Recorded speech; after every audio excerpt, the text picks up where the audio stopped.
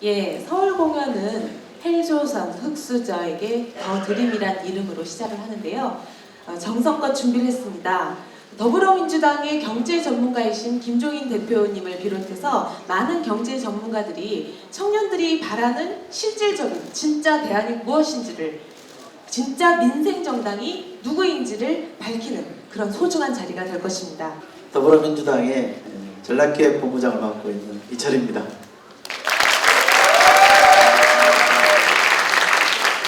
오늘 행사 보시면 아시다시피 상상하라, 두려워 마라.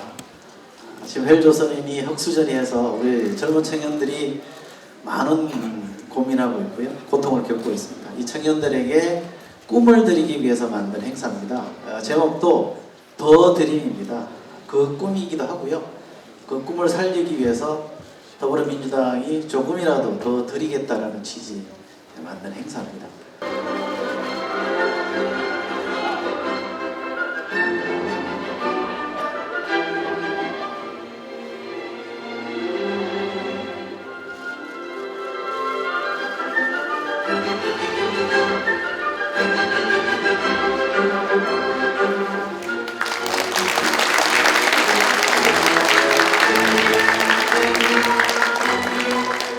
여러분, 제가 이 더불어민주당 지금 비상대책위원회 대표를 맡고 있는 김종인입니다. 오늘 일요일이고 날씨도 매우 궂은데 이렇게 많이 참석해 주셔서 대단히 감사합니다. 저희 더불어민주당은 오늘로 시작을 해서 이 더불어 경제 콘서트를 앞으로 7차례 지속적으로 추진해 나갈 지금 계획입니다. 오늘 참석하신 여러 청년들 보면서 저는 정치인의 한 사람으로서 매우 죄송하다는 말씀을 드립니다. 우리나라의 지금 경제 상황이 하도 어렵다가 보니까 제일 피해를 갖다 보고 계시는 분들이 여러분 청년들인 것 같습니다.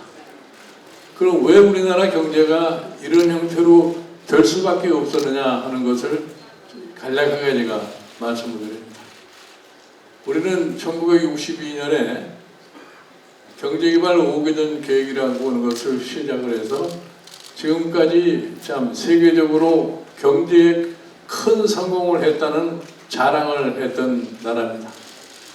그리고 우리가 1987년 지금의 헌법을 만들어서 대통령 직선제로 대통령을 뽑은 지가 벌써 근 30년 가까이가 되어가는 날입니다. 그런데 우리나라는 1960년대 시작했던 경제 운용의 방식이 지금 60년이 지난 지금까지 하나도 변하지 않고 있습니다.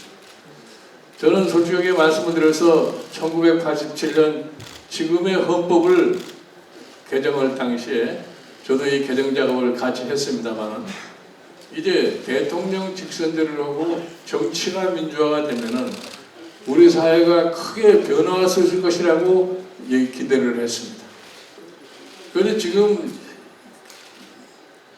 대통령 직선제를 해서 정치의 민주화를 이룩했음에도 불구하고 우리 사회는 별다른 변화를 보여주지 못하고 있습니다. 이것이 저는 오늘날 우리가 당면하고 있는 경제적 큰 어려움을 자초한 것이 아닌가 이렇게 생각을 합니다. 여러분 잘 아시죠? 우리가 1997년에 IMF라고 하는 것을 겪었습니다.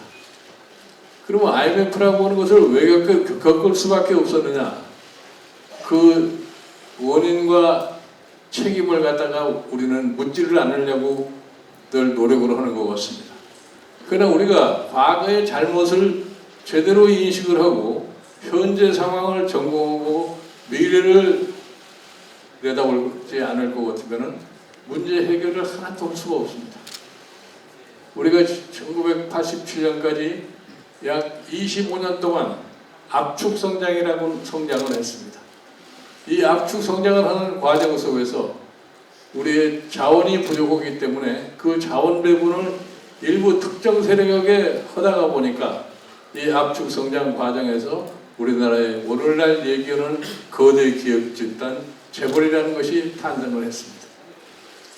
이 재벌이 탄생을 한 것까지는 좋은데 그렇게 생각하지 않았던 정치권들이 무엇을 느끼게 됐느냐? 야, 이제 압축 성장 25년 동안 하다 보니까 경제 세력의 힘이 엄청나게 늘어났다는 것을 감지하게 된 겁니다. 즉 경제 세력이 사회 전반을 지배하는 그러한 체제로다가 변경이 된 겁니다. 그래서 그 이후에 정치가 민주화가 될 것 같으면 이 압축 성장하는 과정 속에서 발생한 여러 가지 경제 사회의 구조적인 모순을 해결할 수 있을 것이라고 생각을 했는데 지금 30년이 지난 지난주에 이르기까지 그거를 해결을 보지를 못하고 있습니다. 그래서 지난달에 이를 회상을 해볼 것 같으면 그 왜 그렇게 됐느냐? 우리의 경제의 여건도 변하고 세계의 경제의 여건도 변하고 이랬음에도 불구하고 우리의 경제 운영 방식은 그대로 같습니다. 1988년 대통령 선거 이후에 지금까지의 대통령들의 경제 운영의 방식을 보면은 이렇습니다. 자, 큰 기업을 잘 되게 하면은 그것이 아래로 흘러와서 아래 사람들도 잘 살 수 있을 것이다 하는 이런 식의 경제 운영을 한 겁니다. 그러니까 대통령 되는 사람이면은 하나같이 어떤 식으로 하느냐? 나도 엄청난 경제 성장을 이룩한 대통령이 되고 싶어 합니다. 그러나 경제가 바뀌고 세상이 바뀌고 사람이 바뀌었기 때문에 옛날 방식의 노력을 한다고 해서 경제가 그렇게 성장하지는 않습니다. 우리가 1993년에 어떤 경제 정책을 갖다가 경험하게 되냐면은 신경제 100일 계획이라고 하는 경제 정책을 경험을 해봤습니다. 그게 바로 뭐냐? 경제를 성장하기 위해서는 누구를 도와줘야 되느냐? 큰 사람들을 도와줄 것 같으면은 경제가 될 거라고 생각을 해서 그 전까지 구조적인 모순 때문에 일정의 제약을 갖다 놓은 걸 전부 다 풀었습니다. 풀으니까 어떻게 되느냐? 은행에서 돈 마음대로 가져가고 그 다음에 투자 마음대로 하고 이러다 보니까 당시에 우리나라의 거대 기업들이라는 사람들은 수익과는 관계없이 내 영토를 어떻게 확장하느냐 하는데 몰두한 나머지 엄청난 부채, 그 다음에 과잉 투자, 결국 과잉 시설 이렇게 만들어 놓은 겁니다. 그 결과가 뭐가 되느냐? 그 결과가 결국은 IMF 사태의 가장 중요한 원인이 됐던 겁니다. 그런데 그 이후에 IMF를 수습했다는 분들도 결국은 똑같아요. 매번 정부가 들었을 때마다 가장 쉬운 방법이 뭐냐? 큰 사람만 잘 되게 해줄 것 같으면은 결국 가서 나라 사람도 잘 되겠다 하는 이런 인식을 그대로 가지고 온 겁니다. 현 정부가 왜 이렇게 경제를 가지고 헤매느냐? 똑같은 사고방식입니다. 여러분들 지난 8년 전에 새누리당의 이명박 대통령이라는 사람이 대통령 후보실에 뭐라고 그랬습니까? 나는 경제를 살리기 위한 대통령이다. 여러분들 그분이 대통령 5년 동안 하는 동안에 대한민국 경제가 살아났습니까? 결국은 한국 경제는 점점 더 어려움을 갖다가 지속하고 있고 결과서 여러분들이 오늘 느끼고 있는 소위 청년 계층에 있어서의 생활은 더 핍박해지게 됐습니다. 최근에 여러 가지 청년들에게 붙는 용어가 있죠. 뭐 3포 세대다, 금수저다, 흑수저다. 이런 얘기가 왜 나오게 되는지를 한번 상상해 보십시오. 지금도 똑같은 방식으로다가 문제를 해결하려고 하기 때문에 문제가 전혀 해결이 되지 않고 있는 겁니다. 여러분들 이웃 일본이 지금 잃어버린 20년 이렇게 얘기를 합니다. 잃어버린 20년이 왜 일본도 지속되고 있느냐? 일본도 역시 과거의 관습에 젖은 경제 운영의 방식을 갖다 전혀 벗어나지 못하고 있고 세계가 변하는데 그 세계의 적응 능력을 상실했습니다. 그러니까 일본의 청년들도 벌써 몇 년 전부터 미래에 대한 희망이 없다고 생각을 하기 때문에 의욕이 나지는 않습니다. 즉 청년도 경제 활동을 제대로 해서 자립도 하고 하려고 할 것 같으면 자기 혁신을 해야 되는데 자기 혁신을 할 수 있는 그런 여건을 제공하지 못하고 있는 겁니다. 그래서 저희 더불어민주당은 앞으로 지금까지 운영해오던 경제 운영의 방식을 완전히 탈피를 하고 새로운 경제의 틀을 짜야 되겠다는 이런 생각을 해서 저희가 목표로 삼는 것이 포용적 경제 성장, 뭐 쉽게 얘기해서 더불어 성장하자는 거는 얘기를 합니다. 그런데 이거를 제대로 운영을 하는 것 같으면 뭐가 뒷받침이 되느냐? 각종 제도가 확립이 돼가지고서 경제 운영이 되어야 되는데 그거를 위해서는 경제 민주화를 이루고자 하면 될 수가 없습니다. 여러분들이 최근에 선진 여러 나라를 갖다가 비교를 해보시면 어떤 나라들이 안정적이고 효율적인 경제 성장을 갖다 간다고 하는 것을 명확하게 인식을 하실 수 있을 것입니다. 그래서 여러분들이 앞으로 더불어민주당이 제시하는 각종 공약들이 제시되리라고 생각합니다. 이 공약들 중에서는 실현 불가능한 그런 공약은 절대로 하지 않을 것이라는 걸 제가 분명하게 약속을 드립니다. 현재 문제를 직시하고 현재 문제를 타결하려고 하는데 집중적인 노력을 갖다 기울여 겁니다. 그렇게 될 것 같으면은 희망을 잃어버린 여러분들에게 새싹을 키울 수 있는 그러한 방도를 갖다가 저희들이 제시를 하려고 생각합니다.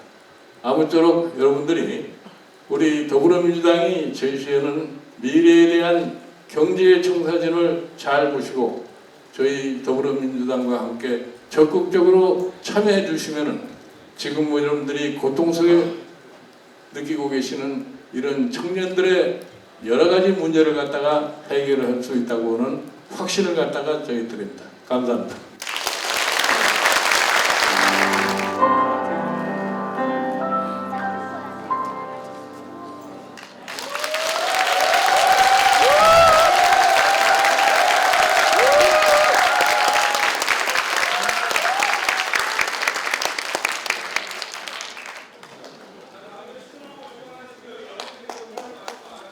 지난번보다 피아노 실력이 좀 좋아진 것 같아요. 제가요 네. 피아노 잘 못 치는데요. 작년 가을에 우리 대한민국의 조성진 군이 쇼팽 콩쿠르에 가서 1등 하지 않았습니까? 그 피아노 치는 모습을 보니까 저도 어렸을 때 피아노 치던 생각이 나서 연습을 많이 하고 싶더라고요. 그래서 또 같이 생각난 것이 뭐냐면 저 조성진 군이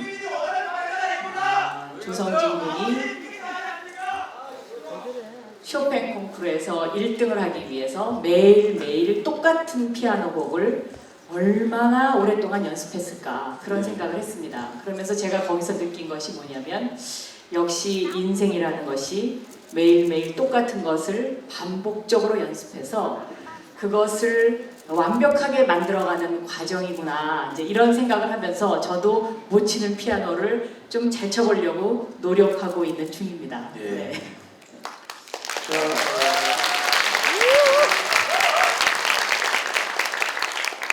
피아노 좀 연습을 많이 하시긴 하셔야 되겠죠? 그렇습니다. 앞으로 그런데 제가 이제 작년에 북콘서트를 하지 않았습니까? 우리 이철희 본부장님하고 같이 했는데 그때도 한 가지 느낀 것이 뭐냐면요. 이제 책 사인회를 하지 않습니까? 그러면 이 사인을 하는데 제가 제 이름을 쓰는데도 1000번쯤 쓰니까 이것이 어떻게 하면 손에 힘을 빼고 글을 쓸 수 있다는 것을 딱 느낄 수 있겠더라고요. 그래서 그 왜 붓글씨로 초서 쓰시는 분들 있잖아요. 힘 빼고 쫙 이렇게 쓰시는 분들의 그런 어떤 감정을 좀 느꼈다고 할까요? 그래서 역시 그 인생은 매일매일 똑같은 것을 반복적으로 연습해서 그것을 완벽하게 만들어가는 과정이고 또 그 가운데 실패도 있을 수 있겠다 이렇게 생각했습니다. 예. 네. 저희가 오늘 주제가 청년 문제 다루는 겁니다. 여러분 짐작이나 제 짐작이나 비슷할 것 같은데요. 우리 박영선 본부장 비대위원께서는 앉아서 얘기하시죠. 예, 앉으시죠. 단도직입적으로 금수저시죠? 지금은 금수저처럼 보일 수도 있다는 생각이 들어요. 그런데 사람은 다 살다 보면 흙수저의 시절이 있고요.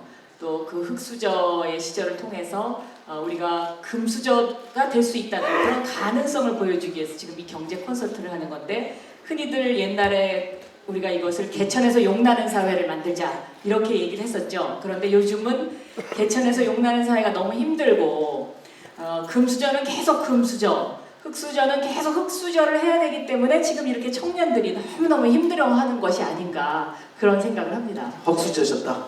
예. 흙수저였습니다. 네. 어렸을 때. 취업은 대학 졸업하고 금방 되셨어요? 어떻게? 저는 대학교 4학년 때 운 좋게 KBS에 시험을 봐서 들어갔습니다. 그런데 제가 KBS에 운 좋게 시험을 봐서 들어가게 된 것도 고등학교 때부터 저의 목표를 정했기 때문에 그런 것 같아요. 이제 고등학교 때부터 또 어렸을 때부터 방송에 좀 관심이 많이 있었습니다. 그 방송에 관심이 많이 있었던 것은 뭐 어머니가 이제 그렇게 저를 좀 유도하신 것도 있긴 합니다만은 방송반, 또 대학교 때 방송반 이제 이런 거 하면서 대학교 4학년 때 KBS에 입사를 먼저 했었는데요. MBC가 아니고. 그런데 KBS에 입사를 해가지고 절반 정도, 그러니까 연수 성적이 좋지 않은 그 절반이 지방 발령을 냈어요. 그때. 그래요? 예. 그래서 제가 KBS 춘천 방송국에 발령이 났습니다. 발령이 나가지고 이제 취직을 했는데 아버지께서 너무 완고하셔서 시집 안 간 딸이 어디 가서 하숙을 하냐고 그렇게 말씀을 하셔갖고 제가 막 아버지하고 많이 싸우고 울었던 기억이 있습니다. 그래서 저도 의지의 한국인이 돼야 되겠다 생각하고요. 갈 데가 없어지는 거예요. 2월달이 되니까 그 다음에. 그래서 어떻게 이제 제가 생각을 했냐면 서울 춘천을 출퇴근했습니다. 그 당시에. 그 당시에 그 강촌으로 이렇게 가는 길에서 10년마다 한 번씩 버스가 굴러 떨어지던 시절인데 그거 생각나세요? 어르신들 분들은 생각나시고 청년분들은 잘 모르실 텐데요.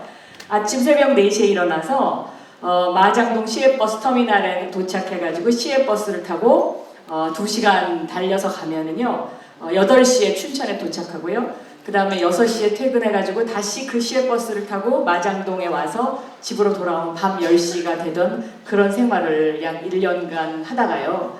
겨울이 되면 도저히 못할 것 같아서 제가 MBC에 전화를 걸었습니다. MBC에 전화를 걸어서 혹시 MBC는 지방 발령 내나요? 그때 거긴 안 nen대요.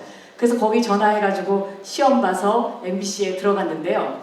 그 전에 제가 한 가지 더 얘기해 드릴 것은 KBS나 MBC 시험을 보기 전에 제가 그 당시에는 신문사 기자가 훨씬 더 더 드림, 꿈의 자리였고요. 방송 기자는 잘 알려져 있지 않았을 때입니다. 그러니까 1982년도, 83년도의 얘기니까요. 81년도, 82년, 83년도 얘기인데 중앙일간지에 시험을 봤다가 제가 떨어졌습니다.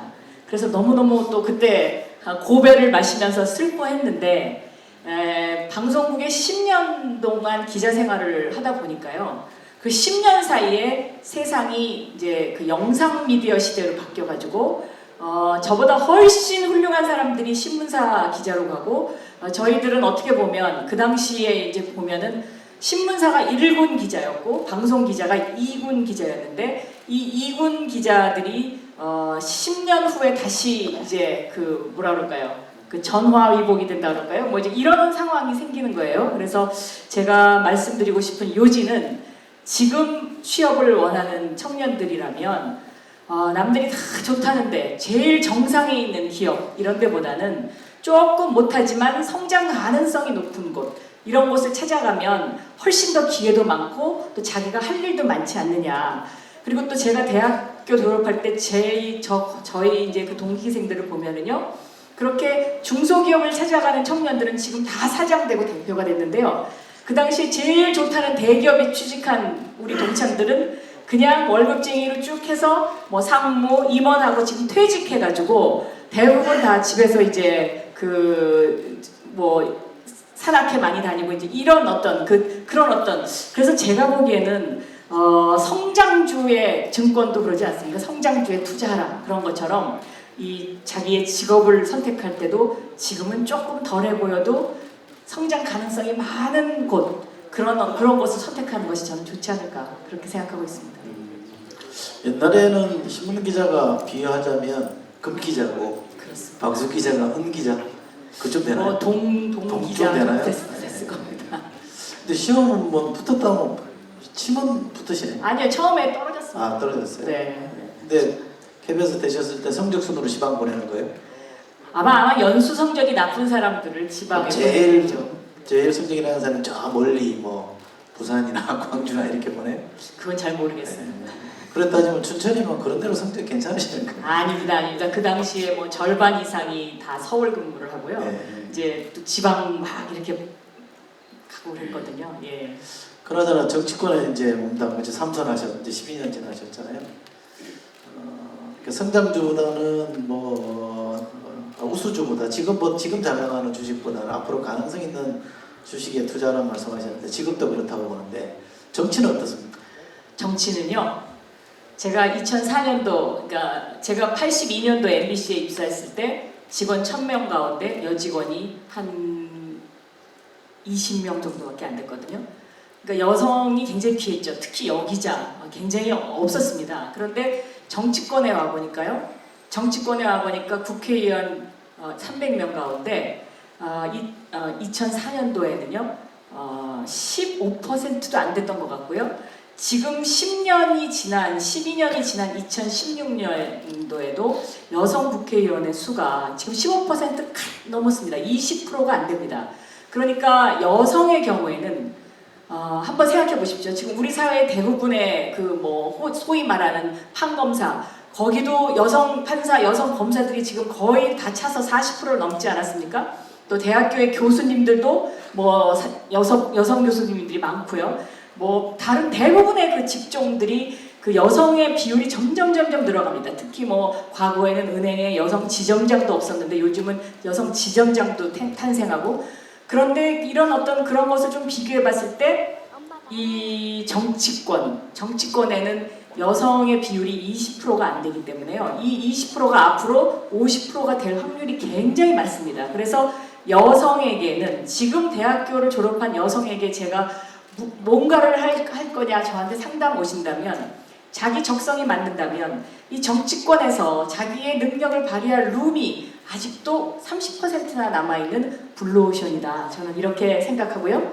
특히 21세기는 그 여성의 시대라고 하지 않습니까? 그래서 섬세함, 포용력 이런 것들이 중요한데 여성 정치인들에게 그런 섬세한 포용력까지 갖춰진다면 저는 굉장히 여기가 블루오션이다 이렇게 권해드리고 싶습니다. 네.